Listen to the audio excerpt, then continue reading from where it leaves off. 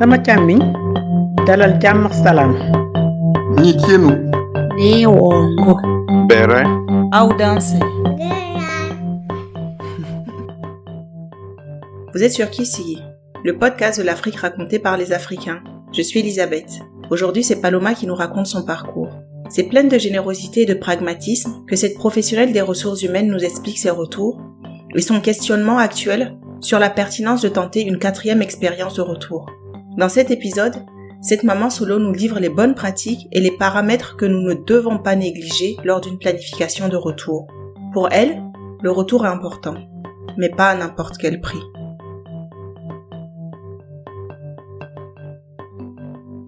Mais comment tu as quitté le Burkina? Tu as quitté le Burkina parce que c'était une évidence? Alors, je vais te faire rire. Je vais te donner l'anecdote. À la base, mes parents voulaient effectivement qu'on vienne faire les études à l'étranger. Mon grand frère m'a défoncé. Et l'année où moi j'ai eu le bac, j'ai voulu jouer la rebelle. J'ai dit non, il y a les universités ici. Moi, je vais forcer ma chère. Bim, je gagne mon bac, je pars à l'université année blanche. Mon papa me dit, tu as vu, non? Donc, finalement, c'est pas parce que je suis mal tombée, on va dire, mais sinon, j'avais commencé à l'université à Ouaga en anglais. Et c'est comme ça que je suis venue en France. Sinon, j'avais fait la résistance, je voulais jouer au patriote. Et puis, il faut dire, c'est parce que j'en avais la possibilité par rapport à mes parents. C'est pas tout le monde qui se lève et dire que je viens en Europe parce qu'il faut savoir que nous n'avons jamais été boursiers. On n'a pas eu de bourse, donc c'est un sacré budget. En son temps, je crois, il fallait justifier c'est combien? 415 € par mois que la préfecture demandait. Et ça, c'est ce que la préfecture demandait. Mais qui vivait avec 415 €, quoi? Punaise, tu n'avais pas grand-chose. C'était la galère, hein?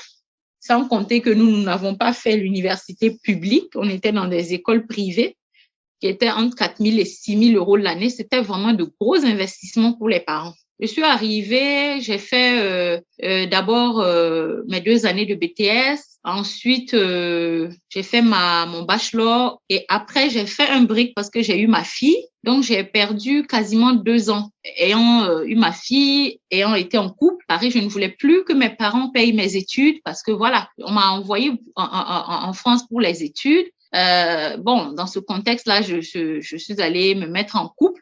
Et j'estimais que ce n'était plus de la responsabilité de mes parents de payer mes études. Donc, je suis sortie du contexte, je suis repartie à la fac faire un équivalent. Et ensuite, je me suis inscrite moi-même à mes propres frais dans une école pour faire mon master. Et pour le master 2, je suis allée à la fac. J'ai fait un premier master et puis après, parce que vu qu'il y avait plein de possibilités, donc j'ai fait des diplômes universitaires et un second master. Parce que c'était beaucoup plus accessible vu que c'est moi-même qui prenais en charge mes propres études. Pendant tout ce temps-là, quels sont tes liens avec le Burkina? Moi, j'ai toujours gardé de forts liens parce que j'avais la communauté burkinabé ici. J'étais très, très, très impliquée. J'avais des amis autour des Burkinabés avec qui nous étions souvent. Et on avait un tissu social d'origine burkinabé qui nous permettait de balancer avec notre réalité qui était rude, qui n'était pas facile. On jonglait tous avec la difficulté d'être à l'étranger, avec les problèmes d'argent, avec les problèmes d'appartement, l'hiver, l'alimentation, tout change. Quand tu quittes chez toi, tu arrives, c'est une réadaptation complète. On n'en parle pas souvent, mais la première barrière sur laquelle tu tombes, les 2 premières barrières, parce que généralement, les étudiants arrivent les retardataires arrivent en septembre, mais fin août, septembre, déjà, tu es là. Ceux qui arrivent tard, ils arrivent en octobre.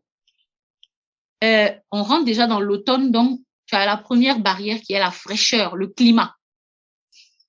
Ensuite, tu as la seconde barrière. Le Burkina est un pays où tout le monde a des motos, des voitures. La plupart de ceux qui sont ici, quand même, que les parents ont envoyés, sont des gens qui sont issus du tissu social plus que confortables en Afrique. Donc, ce sont des gens qu'on déposait avec chauffeur et ou bien tu avais ta petite moto, tu vois, non? Il y en a qui roulaient même déjà en voiture parce qu'après le bac, ils avaient le bac pour les plus nantis, hein. Je ne dirais pas que je fais partie de ceux-là. Moi, j'avais ma moto, faut pas qu'on va se mentir. Mais tu arrives ici, ma chère. On te dit d'aller prendre une carte de transport déjà. Premier choc. Rikiki, un tout petit appartement, alors que tu viens d'un pays où tu vis dans une grande maison avec des personnels de maison, tout. C'est toi qui vas laver ton linge, c'est toi qui vas repasser ton linge.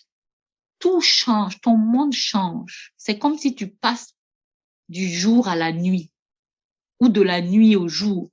C'est la même chose. Donc, premier choc, le climat, le confort, il n'y en a plus du tout. Ça, c'est un choc. La débrouillardise, tu es laissé à toi-même.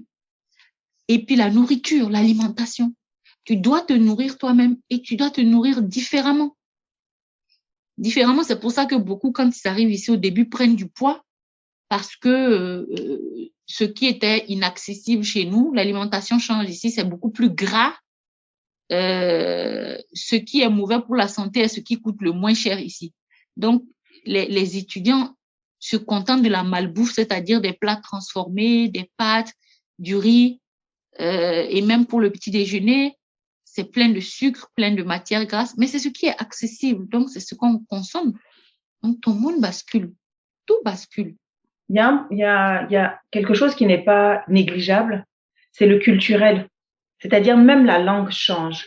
Moi, je sais qu'il y a des choses qu'on me disait, par exemple, un truc simple, hein. Moi, quand je te dis merci et tu me dis c'est moi je comprenais pas ça. Moi, je me suis dit, mais lui, il est gonflé, quoi. Il veut dire que lui, il est trop bien. Pourquoi il me dit c'est moi? En fait, c'est moi qui te remercie. Moi, je partais en cacahuète. Moi, quand je suis en train de te parler jusqu'aujourd'hui, tout le monde dans mon entourage proche le sait. Quand je te pose une question et puis tu me dis, écoute, je le prends mal. Pour moi, tu m'agresses. Je te pose une question, pourquoi tu me dis écoute? C'est culturel. Et la meilleure, je te pose la question, quand tu commandes, ça, je peux jamais oublier, quand tu vas passer ta commande à la cantine ou autre, le monsieur, on te dit, avec ceci. Ah, je dis, avec ceci, quoi? Non, c'est ce que je t'ai demandé là. Il dit, oui, mais avec ceci. Ah, je dis, mais qu'est-ce que le gars raconte? Mais c'est pour te dire, quoi d'autre? Est-ce que tu veux quelque chose? Mais c'est complètement... C'est fou. Et à quel moment tu prends la décision on va dire, de repartir tâter le terrain? Alors, déjà, moi-même, quand j'avais toujours cette idée de rentrer en Afrique. Parce que même de par mon parcours universitaire, je ne me sentais pas valorisée, je ne me sentais pas à ma place. Je trouvais qu'il y avait toujours un décalage. Et je me disais toujours que je ne serais jamais aussi bien valorisée en tant qu'humain, en tant que personne que chez moi. J'avais toujours ce sentiment-là. Et il a été très vite vérifié quand j'ai commencé mes stages. Après, aujourd'hui, avec du recul, c'est différent. Si je prends dans le contexte actuel, je dirais que c'est différent. Quand tu viens 15 ans en arrière ici en France, l'accessibilité n'était pas la même. La fluidité au niveau aussi de la législation, quand tu avais un titre de séjour, n'était pas la même. Tu n'avais pas accès, par exemple, en tant qu'étranger à des alternances. En son temps, c'était la croix et la bannière. Il fallait vraiment être dans un secteur de niche où il n'y avait pas de capacité de prendre le français pour pouvoir accéder à une alternance en France il y a 15 ans en arrière. Alors qu'aujourd'hui, c'est plein d'alternants étrangers, il n'y a pas de souci. Donc déjà, la législation même n'était pas facile. Ensuite, quand on allait pour les stages, c'était pas facile. C'est pas facile. On cherchait les stages pour les avoir. Et moi qui n'ai pas été sur Paris, j'étais à Montpellier. Donc quand tu es en dehors de Paris, qui est la grande métropole, les grandes villes comme Paris, Lyon, Marseille, Bordeaux, si tu sors de ce cadre-là, tu es dans la vraie France. Pour trouver un stage là, c'est pas facile. Moi, j'ai commencé mes premiers stages. J'ai connu ce que c'est que nettoyer la photocopieuse, faire des photocopies, faire des cafés, faire même le ménage. Alors que j'étais en BTS, je me rappelle mon premier stage, j'ai fait ça à la mairie de Montpellier ici. Les gens même qui me faisaient là, ce sont des agents de nettoyage même. Ils sont rentrés à la mairie. Ils n'avaient même pas l'équivalent du BPC en fait. J'ai dit, si c'est pas, j'ai quitté le Burkina, là, je vais venir, un agent d'entretien va me faire nettoyer la photocopieuse, faire des cafés. Mais ça faisait partie de l'expérience. Mais dès ce moment-là, ça fait un tilt dans ma tête. J'ai dit, si tu finis tes études, tu as intérêt à rentrer chez toi, là où est ta place.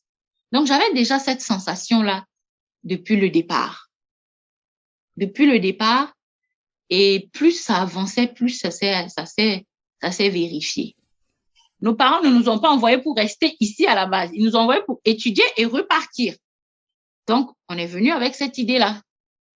Et mon papa, j'ai eu la chance mon papa m'a dit, fais attention, il y a une différence entre ce que les gens te disent et puis ce qu'ils vivent réellement. Et cette fois-ci, l'année dernière, je t'ai dit, j'étais allée pour voir mon oncle. Je devais faire une semaine et c'est la première fois depuis 2004 que je suis en France que j'ai eu l'opportunité de rester à Ouaga plus de 3 semaines. Je suis restée 4 mois et demi. Donc, j'ai eu la pleine opportunité de prendre la température, de regarder, de voir comment ça se passe, de gérer les budgets. Et là, dans mon esprit, ça n'a jamais été aussi tangible et clair, en fait.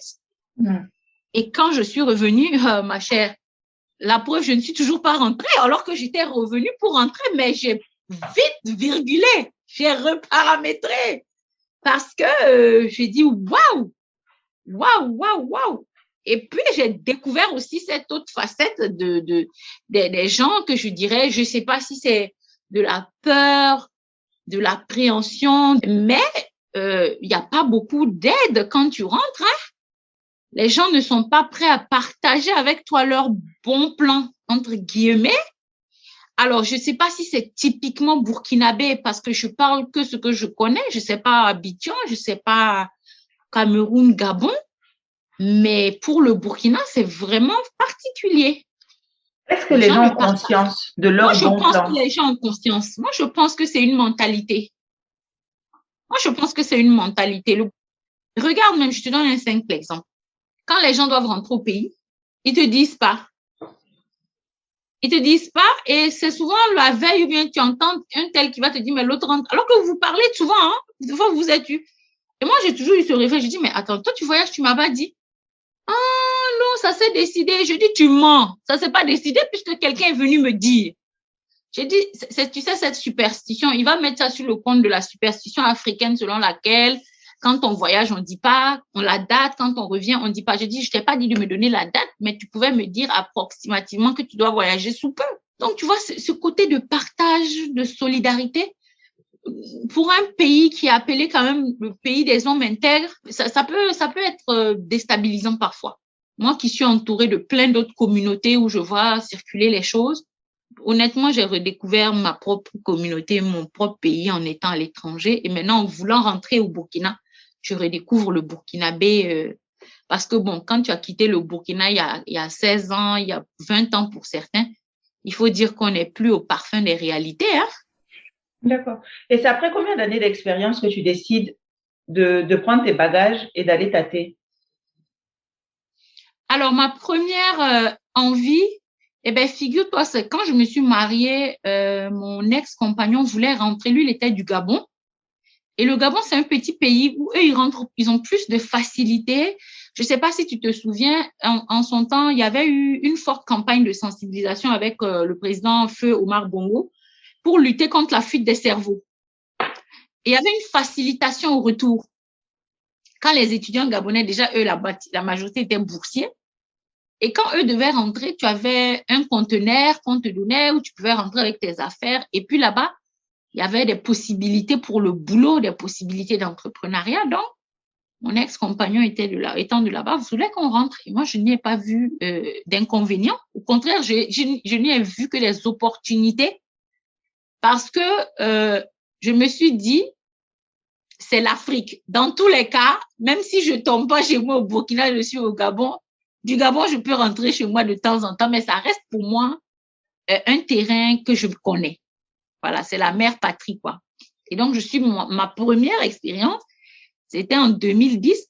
Je suis allée avec mon ex-mari pour tâter le terrain au Gabon. Et ça a été un premier choc culturel. Parce que j'ai été d'abord choquée par l'accueil. J'ai été choquée par l'état du pays. C'est l'Afrique, mais je pensais connaître l'Afrique, mais en réalité, je n'y connaissais rien parce que c'est l'Afrique centrale. Pas les mêmes cultures, un dépaysement total. Je vais au marché à Libreville, je discute les prix et c'est très mal pris par les femmes. Elles n'aiment pas trop qu'on discute les prix.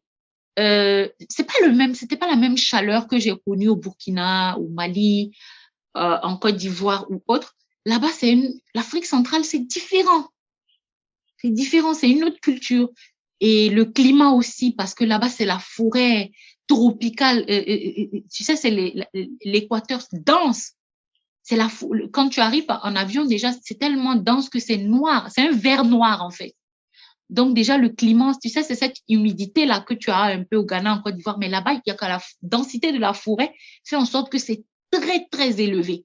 Quand il fait chaud là-bas, je peux te dire que si tu n'es pas habitué, que tu n'es pas dans la clim, tu peux t'évanouir. J'avais pas tellement, finalement, après ce premier voyage, envie de m'installer là-bas, en fait. Et après ma séparation, je me suis dit, je vais rentrer. C'est le moment idéal pour moi de rentrer à Ouaga. Donc, j'ai commencé à tâter le terrain. Et sortant d'une séparation, je me suis dit, c'est le moment idéal d'aller, comme ma fille était petite, et je me suis dit, elle aura une adaptation plus facile. Donc, j'ai commencé à prospecter, envoyer des CV, et ça a été le premier contact réel, on va dire, avec le monde du travail au Burkina, les possibilités, les réalités aussi. Parce que j'ai eu cette chance-là que mon père me disait, attention, parce que moi, mes parents ne sont pas originaires de Ouaga, donc ils n'habitent pas à Ouaga. Et moi, il était hors de question pour moi de rentrer, d'habiter comme on dit, non, mais il y a toujours un oncle, une tante ou quelque chose. Pour moi, c'était no way, pas possible. Parce que quand on vit ici, on acquiert quand même une certaine autonomie. Et je n'avais pas envie de rentrer habiter chez quelqu'un. J'avais envie d'avoir mon autonomie, mon indépendance, ma tranquillité. Les histoires de famille, c'était pas possible. Donc, il fallait que je loue une maison pour y vivre avec ma fille, qui parle de louer une maison en Afrique, parle de tout ce qui va avec. Moi, j'avais la double peine de ne pas être en famille. Et nous sommes dans une culture où c'est pas comme ici où n'importe qui, une femme vient habiter seule n'importe comment. On a toujours cette responsabilité sociale de l'image qu'on donne autour de soi. Parce qu'on a cette bienveillance collective quand on habite par rapport à nous, par rapport à nos voisins. C'est comme ça que nous, on vit. Donc, tu peux pas habiter seul comme ça. Il te faut quand même un gardien, il te faut quand même un certain standard. Et j'ai commencé à me renseigner à ce moment-là. Ça a été le premier. Je suis partie, j'ai visité des villas, j'ai regardé les tarifs et j'ai commencé à faire le listing de tout ce qui pourrait être nécessaire pour moi, comme tout ce que j'aurais comme charge, c'est-à-dire l'électricité, parce que quand il fait chaud, donc il te faut la clim. Nous qui avons connu l'hiver, ceux qui disent je vais me réadapter, c'est n'importe quoi, c'est un leurre. Hein. Ils n'iront pas bien loin avec ça parce que même l'organisme a changé. La résistance aux microbes, tout ça a quasiment disparu. En tout cas, c'est atténué quand on vient habiter ici en France, c'est-à-dire qu'on a l'estomac plus fragile. Le système immunitaire est plus fragile parce qu'on est dans un pays froid, on n'a pas la même densité de soleil, on est soumis à d'énormes chocs émotionnels, des chocs culturels, du stress permanent, comme tu as expliqué tout à l'heure avec les transports, les difficultés financières, le stress des études, des fois les problèmes sentimentaux, les divorces, les séparations. Il y a tout ça, tout ce package qui nous affaiblit, ce qui fait que tu n'es plus le même individu que celui qui a quitté 15 ou 20 ans avant. quand tu rentres, il faut envisager tout ça, combien coûte le pack d'eau Lafi ou autre, l'eau minérale sur place. Et si tu veux installer un très bon filtre, ça a un coût. Ça peut tabler jusqu'à, des fois, ça peut aller jusqu'à 150 à 400 000, ça dépend. Donc, c'est un budget également. Et il y a les délestages, donc coupure d'électricité. Ceux qui veulent un certain confort, il faut prévoir éventuellement l'acquisition d'un groupe électrogène. Ensuite, tu as les factures d'électricité. Il faut comprendre qu'au Burkina, l'électricité coûte cher, très cher, parce qu'on n'a pas la mer, on emprunte à gauche, à droite avec les voisins. Donc, l'électricité coûte cher, on ne produit pas. Ensuite, tu as le gardien. Tu as l'option de faire de particulier à particulier, c'est-à-dire de bouche à oreille, on va te trouver un gardien. Mais en ce moment, toi-même, tu connais la situation. Faut pas avoir trop d'exigences parce que, voilà, c'est par connaissance. Ou tu as l'option aussi de prendre un gardien via une société de gardiennage avec un contrat. En ce moment, ça varie. Si c'est un contrat de jour ou de nuit, si tu veux un gardien uniquement la nuit ou si tu veux un gardien de jour et de nuit, c'est pas le même montant. Et ça, c'est un budget. Ici, on a un système de forfait de téléphone qui te donne accès illimité aux data et tout ça. Là-bas, pour avoir l'Internet, déjà même, ils te disent 4G, mais je ne sais pas si c'est 2G. Le débit n'est pas bon. Mais en plus de ça, il faut charger ton téléphone régulièrement, puisque nous sommes de gros consommateurs de data. On utilise tout ce qu'on fait, on le fait sur Internet. On est mal habitué. On est mal habitué, mais je te jure que quand tu arrives, tu es dépaysé, parce que dès que tu as un problème, tac, tu veux chercher et puis, pas de connexion. Il faut charger les unités. Ensuite vient le problème mobilité. Est-ce que tu prends une moto? Si tu as un enfant, bien sûr, ça serait non, donc il te faut un véhicule. Tu te rends compte que c'est un budget, donc soit tu achètes un véhicule sur place qui vient souvent des États-Unis ou de l'Europe, soit tu fais venir ton véhicule. En ce moment, tu achètes ton véhicule en Europe et dédouanement. Le dédouanement d'une vieille voiture, est moins élevé que le dédouanement d'une voiture, une voiture neuve. Exactement. Et que le gouvernement burkinabé n'a aucune loi, aucun protocole qui facilite le retour au pays de gens comme nous qui avons fait des études à l'extérieur, qui avons travaillé à l'extérieur, qui avons une valeur ajoutée en termes d'expérience et qui avons envie de rentrer s'installer. Ça n'existe pas au Burkina. Moi, j'en avais parlé il y a quelques années déjà avec une dame qui était en son temps à l'Assemblée nationale et qui me disait, mais on n'a pas de remontée. C'est un travail qu'il faut faire. Elle disait, on n'a pas de remontée. Il n'y a pas de structure organisée de la diaspora qui a été assez forte pour nous permettre de bousculer et soumettre carrément un projet de loi à l'Assemblée nationale. Et elle n'avait pas tort. C'est une volonté aussi. Et je me suis dit, ça m'avait tiqué parce que j'avais ce projet-là de dire, il faut qu'on essaie de joindre les diasporas et de monter un projet ensemble. Je ne savais pas où, comment, parce que c'était quand même costaud, qui allait permettre au gouvernement de mettre en place des facilitations pour le retour. C'est-à-dire que dans tous les domaines, éventuellement, il fallait, mais ça demandait en amont quand même un gros travail derrière, c'est-à-dire éventuellement localiser des cités avec un plan d'urbanisation, un promoteur immobilier qui acceptait, par exemple, de nous localiser un endroit et de faire des propositions concrètes, soit en Airbnb, soit en location-vente pour les gens qui étaient à l'étranger et qui avaient envie de s'installer. Ensuite, trouver une structure qui nous proposait des assurances santé pour nous, pour nos conjoints, pour nos enfants. Ça aussi, il fallait trouver la structure. Ensuite, un spécialiste qui allait accepter de nous faire des tarifs échelonnés pour les véhicules ou bien en location ou en leasing, tu vois, ce qui n'existe pas spécifiquement chez nous. Il y avait ce volet-là, voir aussi avec des écoles et le plus important, l'administratif. La facilitation douanière, lever les lourdeurs douanières pour quelqu'un, par exemple, qui décide de rentrer au pays. Je ne trouve pas juste qu'ils puissent, qu'ils doivent payer la même les mêmes tarifs. Déjà, il y a le sacrifice et tout ce que ça engrange derrière. Tu achètes ta voiture, c'est difficile. Je trouvais qu'on devait faire des abattements pour nous qui avons envie de rentrer. Et il n'y a rien, ça n'existe pas. Hein. Ça n'existe pas actuellement. Tu vas payer ton conteneur, tu vas payer le dédouanement de ton conteneur, tu vas payer.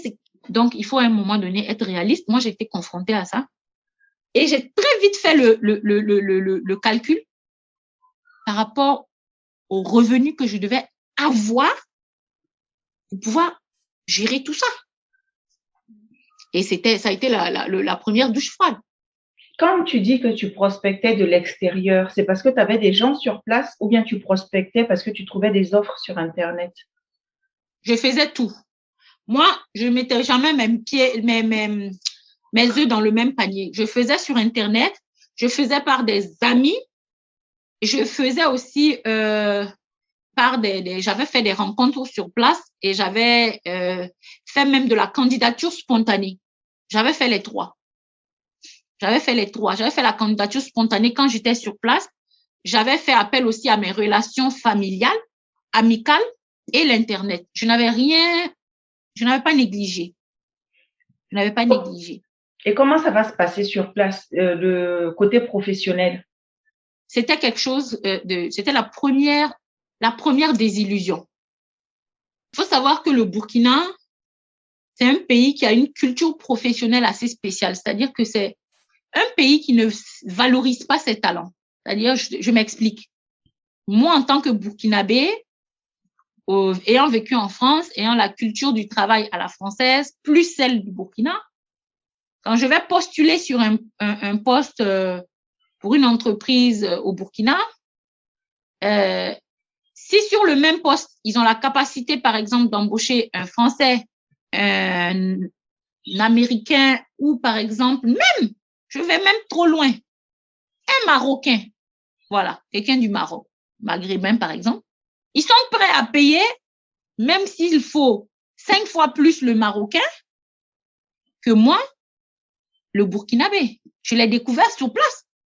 Et je me disais, mais j'en ai discuté avec des fois en entretien où j'ai eu l'opportunité de rater des postes qui ont été attribués dans ce cas de figure parce que, bien sûr, je ne vais pas donner le nom de l'entreprise ni les personnes parce qu'ils y sont toujours, mais qui me disaient, ça vient pas de nous, c'est la volonté de la hiérarchie parce que il y a des grosses entreprises au Burkina qui génèrent des milliards de chiffres d'affaires, qui font la pluie et le beau temps, qui font ce qu'ils veulent. Mais même dans des ministères, on le voit, où on fait appel à des compétences parce qu'elles sont soi-disant étrangères et qui sont spécialisées dans le domaine, alors qu'il y a des Burkinabés qui sont à l'étranger, qui peuvent faire le même travail, mais parce que c'est des Burkinabés, on ne veut pas les valoriser financièrement. On est prêt à débaucher un Canadien, on est prêt à débaucher un Marocain, mais on n'est pas qu'on va payer 5 millions, 10 millions, mais si c'est un Burkinabé, on va pas vouloir le payer ce tarif-là. Pourquoi? Parce qu'il est Burkinabé. Et ça, c'est terrible. C'est terrible de constater ça quand on arrive sur le terrain. Et moi, j'ai eu beaucoup de retours et c'est quelque chose que je n'ai jamais accepté. Et je me dis, si c'est pour rentrer dans mon propre pays et être sous-payé, sous-estimé, ça n'a pas d'intérêt. Autant que je reste à l'étranger, être bien payé et être tranquille. Parce qu'on ne travaille pas non plus pour la gloire. Hein. Tu allais en entretien et finalement, on te disait, tu n'avais pas de poste. Tu as fait combien d'entretiens? J'en ai fait pas mal. Hein. Alors, comme j'ai eu 2 expériences de retour, j'ai eu une première expérience vers les années 2012. J'avais fait en son temps des entretiens, mais là-bas, je te dis que les entretiens que j'avais faits, c'était plus sur le relationnel, basé sur, c'est-à-dire, un tel est au courant qu'il y a un poste qui se libère et on me reçoit en entretien avec mon CV que je fais passer. Ça, c'était ma première expérience. Et l'avantage de ce type d'expérience, c'est que quand tu n'as pas le poste, on te le dit assez rapidement et tu sais d'office pourquoi tu n'as pas le poste. Voilà, donc ça, tu perds pas de temps en fait. Ça, c'était bien. Ensuite, ma deuxième expérience, elle date que là en 2020. Hein. Elle date de 2020. J'ai fait une dizaine d'entretiens pour des postes de cadre et où la rémunération ne me convenait pas. J'étais avec des DRH au moment des entretiens et je lui pose la question, je dis, est-ce que le salaire que vous me proposez, vous pouvez décemment en vivre ici? Il sourit. Et il me fait comprendre que je dois savoir qu'au Burkina, personne ne vit que de son salaire. Il faut faire des petits business à côté. J'ai dit, mais c'est quoi les petits business? Et en fait, tu trouves des cadres qui font juste le minimum parce qu'ils ne sont pas valorisés, ils n'ont pas un salaire valorisant. Et il va être là, mais sans être vraiment là, il fait ce qu'il doit faire. Et encore, s'il fait ce qu'il doit faire. Et puis, à côté, il a soit un bar, un maquis qui gère, soit il a un business d'import-export. En fait, c'est un auto-entrepreneur. Il se donne son filet de sécurité. Soit il a une ferme de cochons, soit il a une ferme de un poulailler. Et tu te le vois à un moment de sa carrière. Et même les comment dirais-je, ceux qui travaillent pour l'État, les fonctionnaires ont ce comportement. Il y en a que tu cherches qui pointent même pas parce qu'ils ont leur business. Mais au début, je trouvais ça choquant. Je dis, mais après, ben, bien sûr que non, c'est pas choquant. On te demande pour une fiche de poste un nombre incalculable de responsabilités, on te demande un nombre incalculable de connaissances. Et quand on te dépose le salaire qui va avec, tu veux dire, bon, d'accord, tu sais que tu feras même pas le tiers de ce qu'on te demande, mais tu t'en fous, puisque tu sais qu'en réalité, ils sont pas si exigeants. Parce que s'ils se prenaient eux-mêmes au sérieux, ils n'allaient pas te proposer ce salaire-là. Donc, tu vois des jeunes qui sortent des écoles, qui sont formés, qui viennent, qui intègrent, mais qui sont pas à 200%. Et qui font leur business à côté, donc qui sont en réalité auto-entrepreneurs, qui rentrent dans le salariat pour avoir un support. Et c'est ce qui fait que le climat entrepreneurial, le tissu entrepreneurial est pourri. Parce que même la personne qui veut t'embaucher se dit, mais ma sœur, toi aussi, qui compte vraiment sur son salaire? C'est juste bon. Pour commencer, quoi. Bon, quand un responsable de recrutement même te dit ça, mais quel est l'idéal alors? Ça veut dire que lui-même, en te recrutant, il t'informe, il te donne la température de l'entreprise que tu vas intégrer. Et ça, c'était une fourchette de combien en rémunération? Alors, la plus basse que j'ai eue, c'était, je crois, 450 000. Et la plus haute que j'ai eue, au final, était, je crois, la plus haute que j'ai eue était à 1 million. 1 million de francs CFA, donc à peu près 1 600 €. Et donc, avec ça, c'est compliqué si on veut un certain niveau de vie. Moi-même, je n'étais même pas allée à 1 million, je m'étais fixée à 800 000 au départ. Quand je suis arrivée sur place, j'ai été confrontée à une autre réalité, comme je te l'ai dit. L'enfant qui fait une école privée, il faut lui prendre une assurance maladie. Parce qu'en fait, attention, j'aimerais préciser quelque chose. C'est bien gentil de parler de salaire, mais il faut parler des avantages. Ça, je l'ai découvert au Burkina, je ne savais pas. Mieux vaut avoir un salaire de 800 000 dans une entreprise, c'est-à-dire 800 000 nets de rémunération, mais où, par exemple, il y a des entreprises qui le font, où tu as une prise en charge d'une partie de la scolarité de tes enfants, tu as une superbe assurance maladie, donc qui te prend au mieux que tu peux avoir, c'est 80% de tes frais de santé, d'accord? Et qui t'offre quand même des per diem, des opportunités de formation, des bons d'essence, et même, tu peux avoir même un véhicule de fonction. Alors, il ne faut pas uniquement ça, c'est la première erreur que nous, qui voulons repartir, on fait. On n'est pas assez informés. Il faut voir, selon le salaire que tu à peu près souhaites, quels sont les avantages en nature que tu as sur place. Par exemple, si tu as un salaire de 800 000 et comme je l'ai précédemment dit, si tu as une partie de l'école, si tu as une assurance santé, si tu as un véhicule de fonction, si tu as des bons d'essence, mais c'est plus qu'agréable parce qu'au final, il y en a même qui vont jusqu'à négocier des logements de fonction. Dans ce cas de figure, Elisabeth, c'est-à-dire, quand tu fais la balance, c'est comme quelqu'un qui a 1,5 million ou voire 2 millions, mais qui n'a pas ces avantages. Parce que vous allez vous retrouver dans le même type. Tu n'auras pas le carburant à payer, tu as un véhicule de fonction, tes frais de santé sont pris en charge à 80%, donc tu as, ce qui te reste à payer, c'est pas énorme. Il y a une partie de la scolarité de ton enfant qui est payée. Dans ton budget, il y a tout ça déjà que tu soustrais. Donc, ça compense et ça va très vite. Après, moi, mon cas n'est pas un cas, je le répète toujours, que je peux appliquer à la généralité. Parce qu'il faut dire une chose, c'est que je suis une famille monoparentale. Mes exigences ne sont pas forcément le reflet des exigences des autres. Parce qu'il y a beaucoup qui rentrent et qui sont déjà en couple. Qui dit couple, dit forcément 2 têtes, 2 salaires. Donc, vous pouvez rentrer en vous disant, il y a un qui va être au charbon le temps de l'installation et l'autre va suivre. Mais ça, c'est rassurant. Quand vous êtes 2, vous pouvez limiter, par exemple, dire, bon, le standard d'avoir 1 million, bon, étant donné qu'on est 2, s'il y a un qui touche 1 million et que l'autre touche 500 000, bon, on peut gérer. Tu vois un peu ce que je veux dire? L'entrepreneuriat n'était pas une option? Oui, l'entrepreneuriat était une option puisque j'ai créé même une société quand je suis rentrée, faisant les entretiens et n'ayant pas de retour. Bon, après, je suis rentrée dans une période où on a eu la crise le Covid pour la première fois.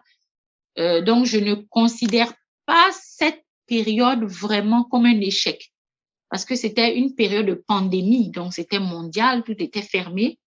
C'était pas le meilleur moment pour recruter. Donc, pour moi, ça n'a pas été un échec, c'est une expérience.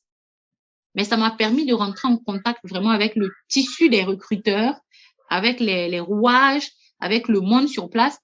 Et comme ça prenait trop de temps, j'ai créé ma petite structure, mon petit commerce ma structure de service traiteur.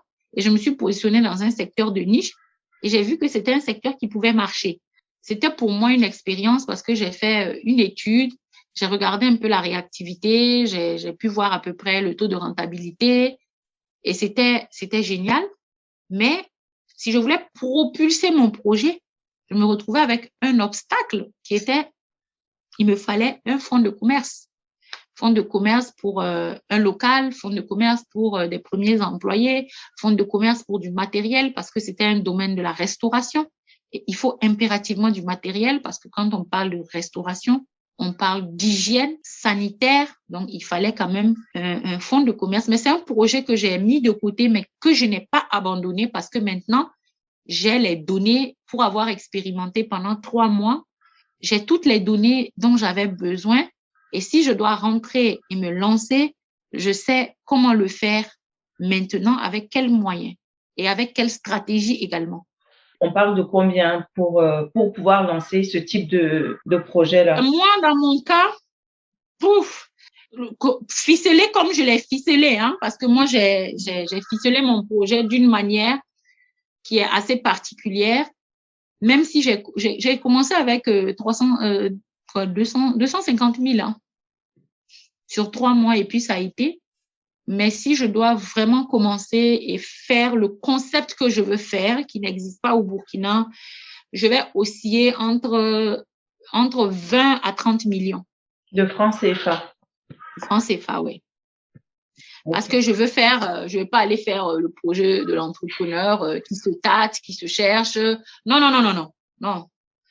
je veux pas ça. Je veux vraiment faire quelque chose, un projet que j'ai pensé, que j'ai rêvé et que je veux mettre en place vraiment avec le matériel qui va avec, le protocole qui va avec, l'endroit aussi qui va avec. Parce que je peux te dire que quand tu veux louer un endroit, un lieu commercial, c'est pas facile. C'est un budget.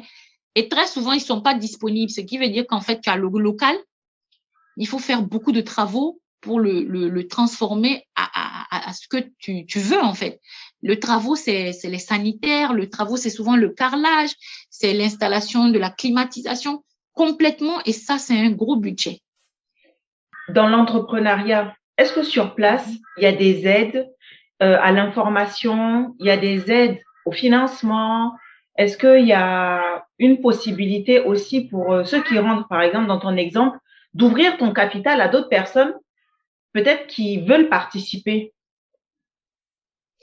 Il y a toutes les possibilités, mais l'entrepreneuriat, l'aide au financement, je suppose, il y en a pas beaucoup.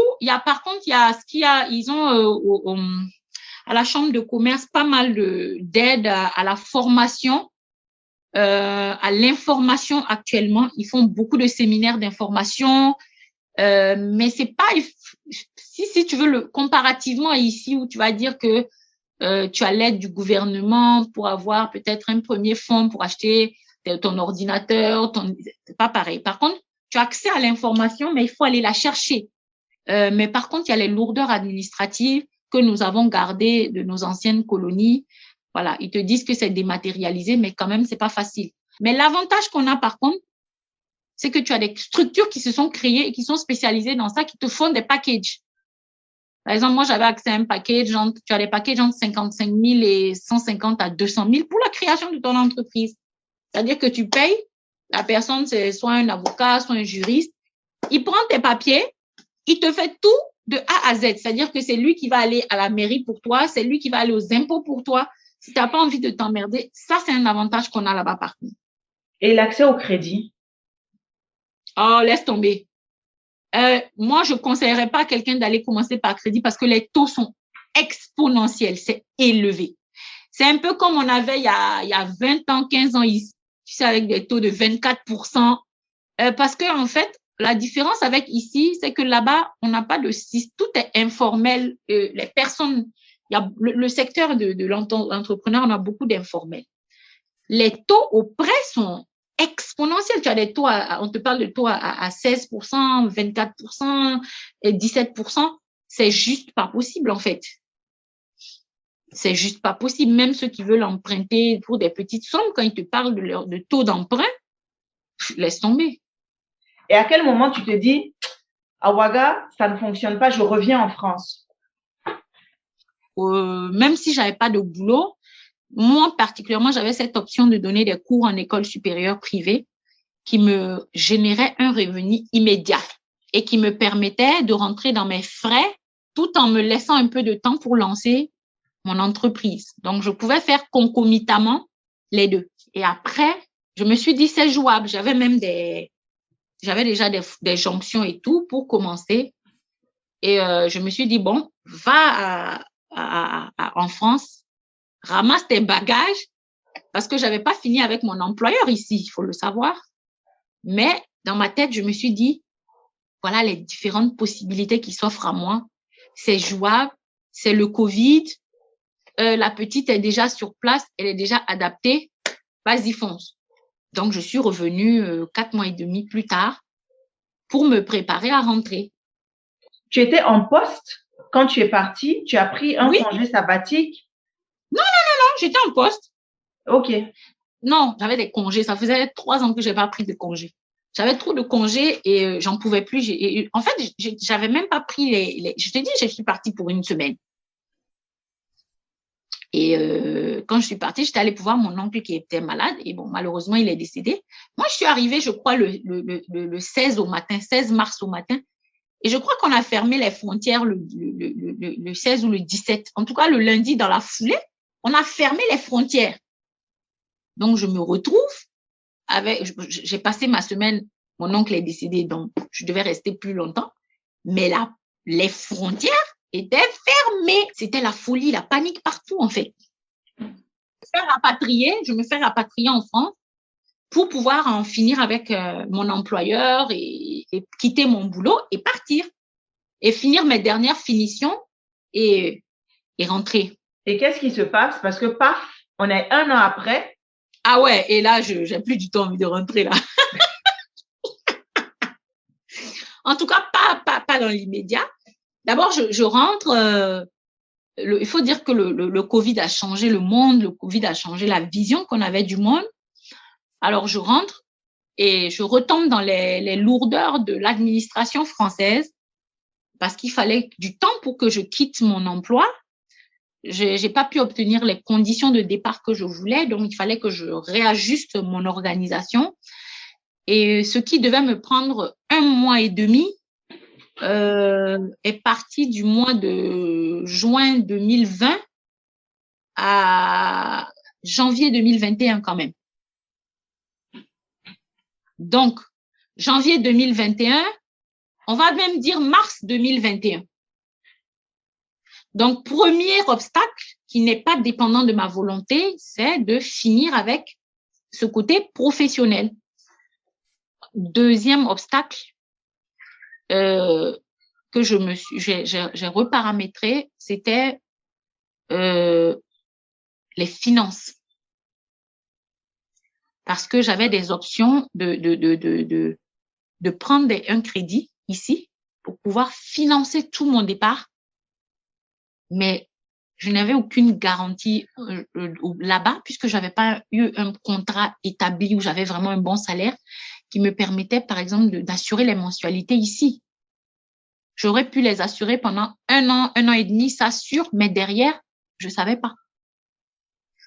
Donc, première question. Et puis, il y a aussi le fait d'être sortie du contexte et me retrouver maintenant,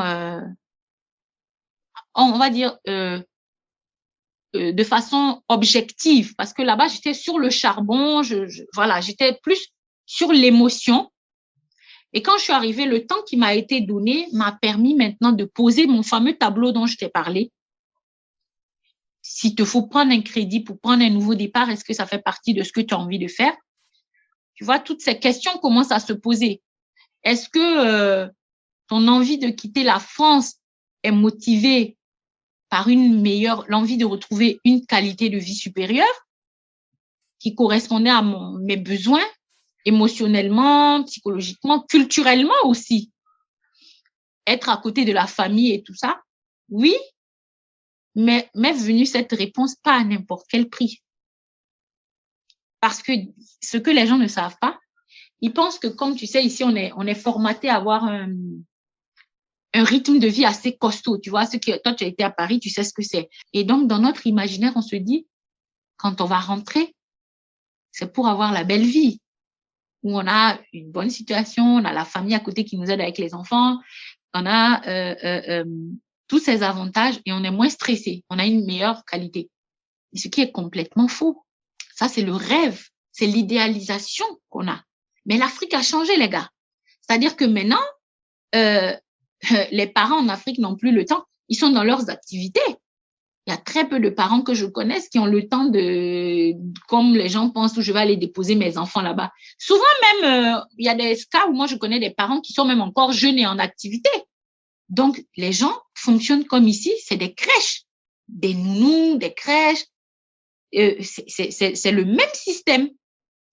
En plus, si tu es dans l'auto-entrepreneuriat, il faut savoir que tu vas bosser plus que quand tu étais en France parce que l'auto-entrepreneuriat, tu bosses pour ton propre compte. C'est en fonction de ce que tu génères que tu peux vivre, avoir un salaire et rentrer dans tes charges.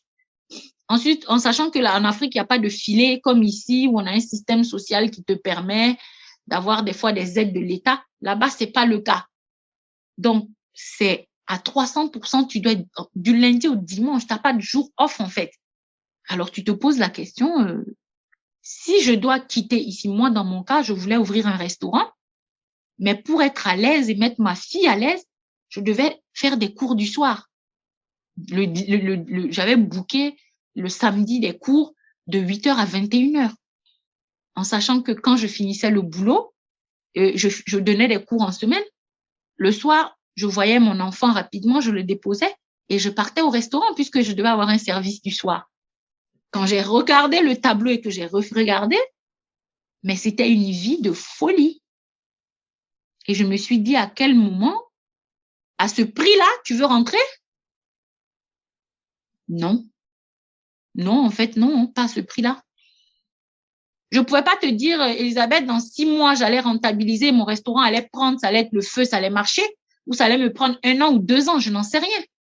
Et je rentrais en priorité pour ma fille, pour offrir à ma fille un idéal de vie que j'estimais ne pas lui offrir ici. Et pour profiter aussi de ma maternité, il faut dire que j'ai jamais profité de ma maternité, profité de ma fille, j'ai toujours travaillé. Alors, ça a été vite, mais très vite vu, hein. Mais donc, au Burkina, à quoi tu n'as pas pu t'adapter? M'adapter, c'est trop dire, hein, parce que il n'y a rien aujourd'hui qui m'empêche de rentrer à Ouaga si ce n'est, comme je te l'ai dit, le confort financier. Parce que je ne suis pas quelqu'un d'idéaliste où je te dis oui, le Burkinabé est comme ça et tout. Il y a des défauts partout. J'ai la pleine conscience que si je veux m'installer au Ghana, je vais découvrir une autre facette du Ghanéen. Si je veux m'installer à Abidjan, je vais découvrir une autre facette. Là, je te parle parce qu'on est en famille, le linge sale se lave en famille. Et si je me permets de porter un jugement, c'est parce que je l'ai vécu, ça m'a gênée Je n'ai pas aimé le fait qu'on ne valorise pas nos talents. On ne valorise pas vraiment nul n'est prophète en son pays a pris tout son sens. Voilà. On ne valorise pas nos capacités. Il y a une discrimination qui est très criarde et ils veulent pas mettre le prix pour quelque chose dont ils ont conscience que ça a cette valeur. Mais comme tu es natif du Burkina, ils ont l'impression que parce que tu veux rentrer, ils peuvent jouer là-dessus. Et c'est quelque chose sur laquelle je ne joue pas. Je me suis dit, peut-être que le salariat n'est pas fait pour moi et que je devais créer mon standard. C'est pour ça que mon idée s'est plus axée sur l'entrepreneuriat et j'ai trouvé ma voie et je me suis dit, je me laisse quelques années. Point que j'aimerais te souligner qui m'a beaucoup fait hésiter, c'est la santé. Ça m'inquiète énormément parce que j'ai eu, entre guillemets, une petite crise quand j'étais là-bas. Et la prise en charge, même en clinique, était flippante. J'ai eu tellement peur que c'est une variable que si je dois rentrer, je vais pas lésiner avec quoi. Parce qu'on a un système de santé très, je sais pas comment dire ça, mais quasi inexistant avec des méthodes de soins rudimentaires. On a des médecins qui ont reçu de très bonnes formations, mais qui n'ont pas le matériel, qui n'ont pas la structure pour. Donc, en fait, c'est comme si les soins qu'ils ont reçus, enfin, les formations qu'ils ont reçues n'ont même pas la capacité de l'exercer. Te poser 2 dernières questions. Qu'est-ce que tu penses transmettre? La transmission est quelque chose d'important pour nous. Qu'est-ce que tu penses transmettre à la génération suivante? Qu'est-ce que tu penses incarner pour la génération suivante? Moi, il y a quelque chose qui est très important pour moi, que j'aimerais qu'on transmette. C'est le goût du travail bien fait. Et que je pense que ça se perd. Quel que soit ce que tu fais, quel que soit ce que tu choisis de faire, fais le bien, dans les moindres détails. Et l'autosatisfaction d'avoir accompli quelque chose et de l'avoir bien accompli, ça c'est une valeur très importante parce que on ne doit pas se dire qu'on travaille pour les autres, on travaille pour son chef, on travaille parce qu'on a un objectif, parce qu'on a un but et on doit le faire aussi pour soi. Celui qui fait les petites choses bien fera forcément les grandes choses bien. Donc, ça doit s'apprendre à la jeune génération. Même si on te donne un petit lopin de terre à balayer, ensuite, pour la culture burkinabé, ce que j'aime beaucoup et que je ne changerai pour rien au monde, c'est cette humilité. L'humilité et la discrétion. Ça, c'est 2 qualités que nous, les Burkinabés, nous avons, que j'ai observé à l'étranger et que je suis très fière de transmettre, de valoriser l'humilité. L'humilité, c'est une valeur aujourd'hui qui se perd, surtout maintenant où on est dans une période de... Comment tu appelles ça? On en parle souvent, toi et moi. Tout ce qui est développement personnel, coaching, tout ça là, surtout quand ça nous vient de l'Amérique. Ouais, on peut le faire, tu es capable, tu es belle, tu es capable. Et sous couvert de ça, on a biaisé un peu cette humilité et sous couvert de self-confidence, de dire que je me fais confiance, on est rentré dans une sorte d'arrogance, d'insolence, d'impolitesse. Et puis, on a bousculé un peu la culture. Et moi, je sais d'où je viens, je connais la valeur de ma culture, je connais la valeur du respect. Le respect, l'humilité, le respect. Respect pour les valeurs, respect pour nos origines, respect pour nos aînés, respect pour notre culture. C'est très important. Si on a ce respect-là, cette humilité-là, et bien sûr, le Burkinabé, par essence, c'est quelqu'un de discret. Mais c'est pas une discrétion effacée, c'est une discrétion qui fait notre charme. Là, par contre, quand on dit le pays des hommes intègres, ça prend toute sa valeur, ça prend tout son sens. Et là, je remets mes baskets, c'est un peu du chauvinisme, hein, mais plus que du patriotisme, mais c'est ce côté-là qui me plaît. Parce que partout où je vais, J'ai ça en moi, ça est dans mon ADN. Le respect, l'humilité, la discrétion. C'est pas de la peur, mais on sait d'où on vient. On a hérité de cette force dans notre culture et c'est quelque chose que j'ai peur qu'il se perde. Tu sais, cette loyauté qu'on avait, cette discrétion, cette humilité. Mais nous, on a la responsabilité de passer à nos enfants ce message-là. Et c'est très, très, très important. Quel dernier petit conseil tu pourrais donner à quelqu'un qui souhaiterait rentrer? Le meilleur moyen de rentrer, si on veut rentrer en tout cas en Afrique, c'est de faire des sessions de voyage, d'aller repérer, de prendre soi-même la température, c'est-à-dire que même quand vous allez pour 2 semaines, ne jamais, parce que pour moi, le projet de rentrée, ça peut se faire pour certains en 1 an, ça peut se faire pour d'autres en 10 ans, ça peut se faire pour d'autres en 20 ans, comme toi, comme moi, qui avons des enfants, qui avons des idéaux, ça va pas se faire comme ça. Mais là où je trouve où les gens sont un peu négligents, quand ils rentrent des fois pour 1 semaine, 2 semaines, ils se reposent, ils s'amusent. Quand tu as un projet de retour en Afrique, moi, c'est ce qui m'a aidé. Comme je te parlais de ce fameux tableau, j'avais une liste d'informations sans réponse.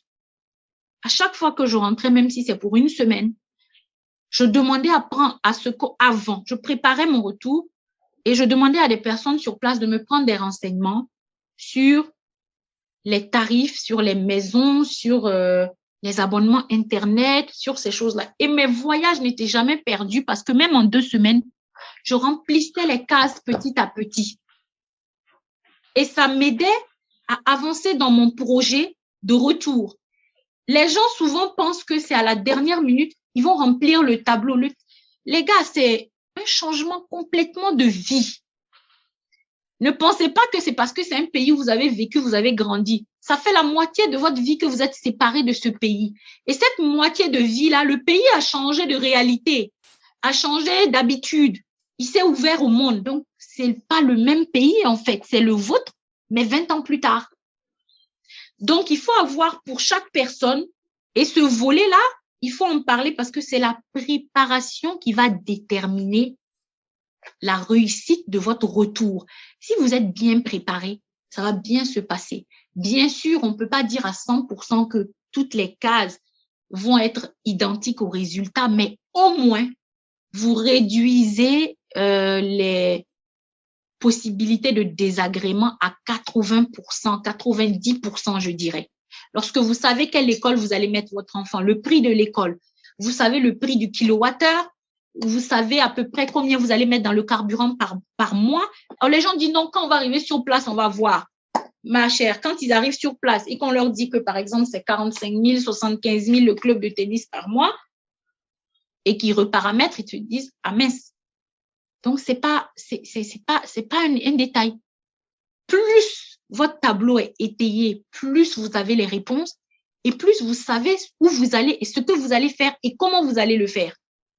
Donc, la clé du succès réside dans la préparation. Et la préparation, c'est d'avoir tous ces renseignements. Moi, c'est le meilleur conseil que je peux donner. Et aussi suivre, je suis beaucoup Philippe Simo aussi, Investir au pays, qui est plus sur le Cameroun, mais qui fait des conférences au Sénégal, en Côte d'Ivoire. Et lui, il a une chaîne YouTube qui est très riche et il explique aussi comment il est en train de monter ces choses. Il donne des petites astuces, des petits conseils, au lieu de laisser les théories, rentrer dans la pratique. Moi, c'est le conseil que je peux donner. Aucun livre ne peut me dire combien coûte l'électricité à Ouaga, comment on fait pour avoir un compteur à Ouaga, quel bakshish il faut donner, comment on fait pour aller aux impôts à Ouaga. C'est en allant sur place que vous allez découvrir. Et là, ça va vous donner une réalité de savoir si vous êtes vraiment prêt à rentrer ou pas. Rappelle-toi de ce qu'on nous disait. Pendant des années, on m'a rabâché cette phrase. C'est mon exemple. On nous a fait croire que quand tu as la nationalité française et que tu rentres au Burkina, l'école française est gratuite. Mais c'est complètement faux. L'école française n'est pas gratuite. Elle ne dépend pas de l'État français en réalité. Elle est agréée par l'État français. Elle a éventuellement, c'est une école privée française. ils ont le programme français reconnu par le rectorat français, mais leurs frais de fonctionnement, c'est eux-mêmes qui les génèrent avec la scolarité des enfants. Ceux qui vivent en famille là, si vous avez la possibilité de prendre une mini villa pendant le temps de votre séjour pour vivre en complète autonomie, c'est ce que j'encourage. Nous arrivons à la fin de cet épisode de Kisigi avec Paloma. Si nous ne devons retenir que 3 choses de cet épisode, cela pourrait être 1. Qu'un retour ça se prépare, 2. Que le salaire à lui seul ne donne pas d'indication sur le niveau de vie sur place, 3. Que le monde ne s'est pas figé au moment où nous avons quitté le pays et qu'il faut se préparer à se battre pour refaire sa place quand on décide de retourner. Paloma anime sa propre émission Let's Talk sous forme de live sur Instagram chaque vendredi. N'hésitez pas à suivre son émission. Si vous avez aimé cet épisode, n'hésitez pas à liker, commenter et partager. Je vous dis à la semaine prochaine.